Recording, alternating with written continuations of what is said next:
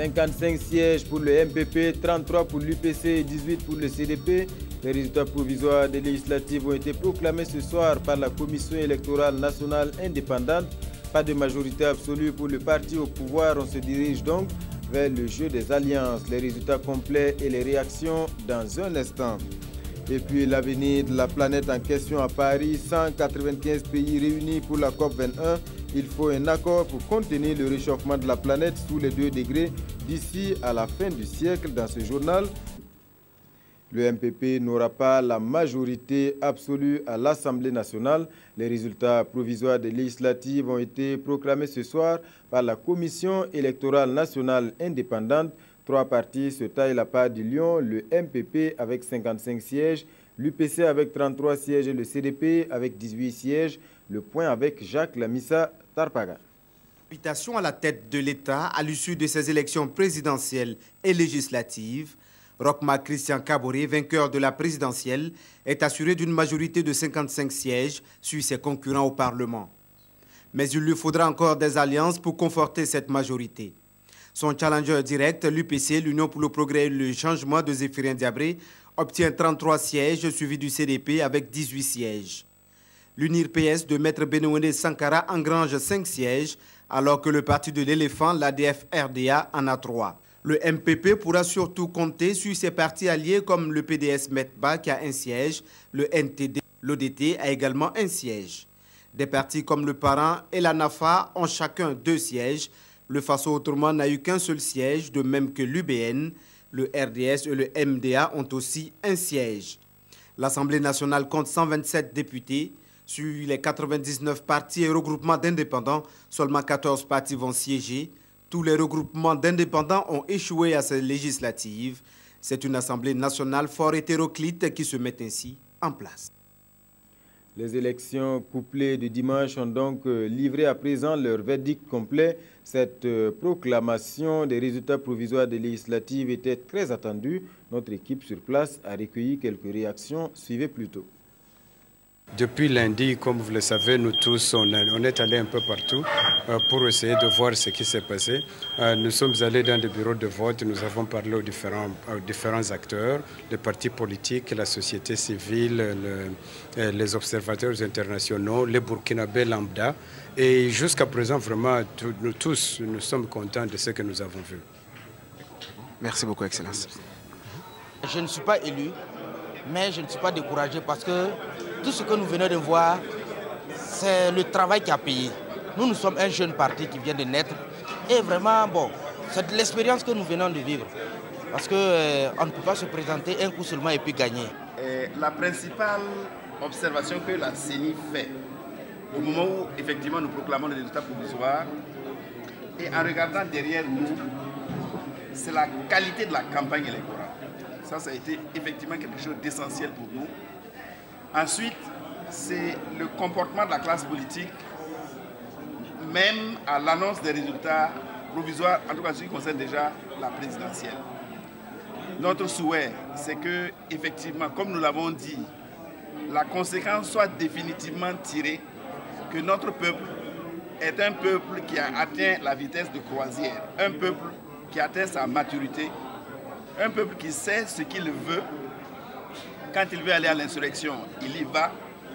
Quand il va aux élections, il y va aussi avec effectivement la même détermination, avec la même fermeté, mais également avec le même sentiment d'aller effectivement pour une compétition loyale, une compétition sans violence et une compétition, bien entendu, nous verrons un peu comment est-ce que ça va fonctionner les recours, mais il n'y a pas de raison qu'effectivement les recours ne se passent pas toujours dans la même ambiance telle que nous l'avons vécu depuis le début. Et quelle analyse peut-on faire de ces résultats? Quelle sera la marge de manœuvre du futur président? Roch-Marc Christian Kaboré, le professeur Séné Ouedraogo, constitutionnaliste, était notre invité au journal de 20h. Nous vous proposons un extrait de son intervention. Si le président n'arrive pas à dégager une majorité cohérente à l'Assemblée nationale, ce ne serait pas pour autant la catastrophe. Vous aviez posé la question de savoir s'il faudrait en pleurer. Non, je ne pense pas. Je crois que les résultats pourront nous permettre d'augurer une autre façon de gouverner, c'est-à-dire la possibilité pour le président de la République de recourir aux ordonnances.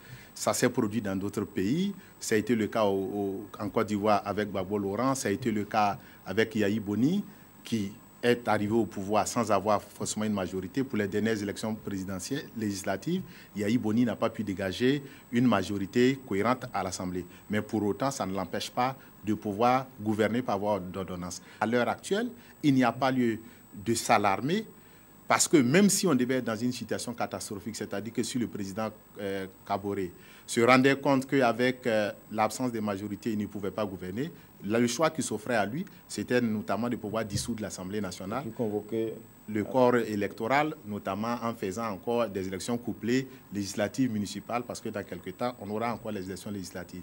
Mais pour ma part, je crois que ce scénario, il reste possible dans l'ordre du politique, mais pour la cohérence de la gouvernance, il serait souhaitable que le Burkina Faso expérimente aussi une autre façon de gouverner, c'est de se dire que ceux qui sont au pouvoir doivent avoir la victoire modeste et se dit qu'à tout moment, il peut revenir à l'opposition. En conséquence, il doit pouvoir rechercher toujours le consensus sur les grands dossiers.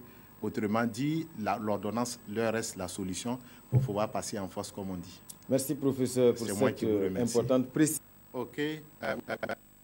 Voilà, c'était là un extrait du journal de 20 heures des élections réussies qui valent au Burkina Faso une salve de félicitations. Le secrétaire général des Nations Unies exprime sa satisfaction par la voix de son envoyé spécial, le docteur Ibn Chambas. Il était reçu ce matin par le Premier ministre. Yacouba Isaac Zida a également reçu les félicitations de la mission d'observation de l'Union européenne. Amadou Ilboudo, Jérémy Ouedraogo avec la voix de Adama Koulibaly.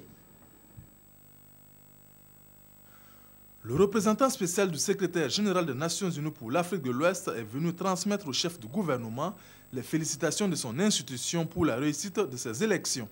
Mohamed Ibn Chambas a également salué les dispositifs sécuritaires mis en place dans le cadre de ces élections. Les Nations Unies est très content de ce que s'est passé ici au Burkina Faso.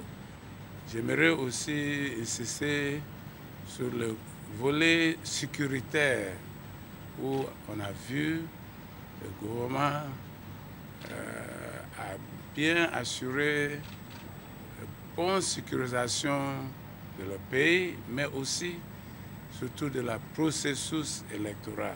Et le diplomate onusien d'indiquer que le Burkina vient de marquer des points en matière de démocratie. Bien avant lui, c'est la mission d'observation de l'Union européenne qui est venue remettre au chef du gouvernement son rapport sur l'observation de ces élections. Un rapport qui note des au déroulement du scrutin, mais aussi des ratés. Nous sommes ici aujourd'hui pour remettre officiellement la déclaration préliminaire de la mission d'observation électorale de l'Union européenne au Premier ministre. Ce qui concerne la journée du scrutin, c'est un bilan positif parce que la journée du scrutin s'est passée dans le calme et la sérénité. La mission a aussi traduit les félicitations de l'Union européenne au peuple de Burkina Faso pour sa transition réussie. 195 pays réunis à Paris pour trouver un accord sur le climat. La COP21 est entrée dans sa phase de négociation dans la capitale française. Participation remarquée du Burkina Faso. Le président Michel Kafando est rentré ce soir même de Paris où il est allé exposer les solutions du Burkina en vue de faire face au dérèglement du climat. Pawan Drogo, Jean Zongo, Jérémy Sié, Koulibaly. Le Burkina Faso subit de plein fouet les conséquences des changements climatiques. Et pourtant, la solution au problème n'est pas uniquement burkinabé, elle est mondiale. En venant à Paris, le président Michel Kafando entend contribuer aux côtés des autres dirigeants du monde à la recherche d'une solution durable à la grave menace qui fait planer le dérèglement climatique sur l'avenir de l'humanité. C'est une conférence extrêmement importante. Bon, le Burkina Faso est venu avec un certain nombre aussi de solutions. Vous avez vu que nous avons dressé un stand où on explique un peu les besoins primordiaux du Burkina Faso. Je crois que c'est notre une nécessité absolue pour nous de nous associer à cet effort international afin de trouver une solution au dérèglement du changement climatique. Tous les acteurs de la COP21 sont unanimes. L'Afrique fait partie des régions du monde qui subissent le plus durement les changements climatiques. Or, elle a été celle qui a le moins contribué, et de loin, au réchauffement planétaire, notamment par l'émission des gaz à effet de serre. Comment s'adapter au phénomène alors que la dégradation de l'environnement est un mode de survie pour des millions de personnes, comme c'est le cas au Burkina? Les gens, chez nous, recourent au bois pour différentes utilisations. Mais qu'est-ce que vous voulez? Il faut tenir compte du fait aussi qu'on ne peut pas continuer à le faire éternellement. C'est pourquoi les États doivent réorienter leur politique, notamment en axant justement la recherche sur les énergies renouvelables. Et nous sommes sur ce point-là en avance.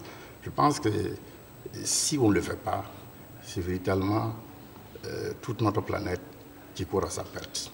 Sur le site du Bourget, des initiatives de renforcement de la résilience au changement climatique sont données en partage. Et le Burkina Faso est présent à cette exposition, visitée par le chef de l'État. Le président Michel Kafando, qui est venu encourager les acteurs nationaux et donner un cachet particulier à la participation burkinabé à la COP21. Et puis dans ce journal, un témoignage, celui d'une jeune femme de 30 ans. Elle s'appelle Dafayir, victime de l'excision. Elle vivait jusque-là avec les lourdes séquelles, mais grâce à une réparation chirurgicale, elle a repris goût à la vie. Elle a accepté de témoigner face caméra. Suivez plutôt ce reportage de Céline Ilboudo. Quand j'ai eu mon premier rapport, j'ai stoppé. J'ai refusé, j'ai dit non, non, ça faisait très mal. Et quand j'ai eu un jeune, lui dit non, non, que lui sait comment il va manager ça, que je ne vais plus avoir. Quand il dit non, il dit moi j'ai l'impression que c'est les hommes que je rencontre là qui sont brutaux. Donc ça faisait que je changeais les hommes. Donc j'ai essayé de voir et j'ai vu qu'à peu près tous les hommes là, c'est à peu près la même chose. Et un jour j'ai compris que non, en réalité le vrai problème c'était moi-même. Oui, le problème était elle-même. Et Fahir en est consciente aujourd'hui. Blessée par la lame, chaque relation sexuelle était pour elle un supplice. Elle n'éprouvait que douleur. Comme elle, 76% de femmes de 15 à 49 ans au Burkina Faso ont subi l'excision. La forme la plus répandue, selon le Comité national de lutte contre la pratique de l'excision, est l'ablation du clitoris, souvent associée à celle des petites lèvres. Et aujourd'hui, beaucoup de ces femmes en souffrent. Il y a des disputes dans les foyers. Il arrive que l'homme batte sa femme pendant la nuit parce qu'elle refuse les relations sexuelles. Puisque ça lui fait mal, c'est normal qu'elle soit réticente. Si on leur demande après la raison de leur dispute, ni l'homme ni la femme ne peut en parler. Voici à quoi conduit l'excision.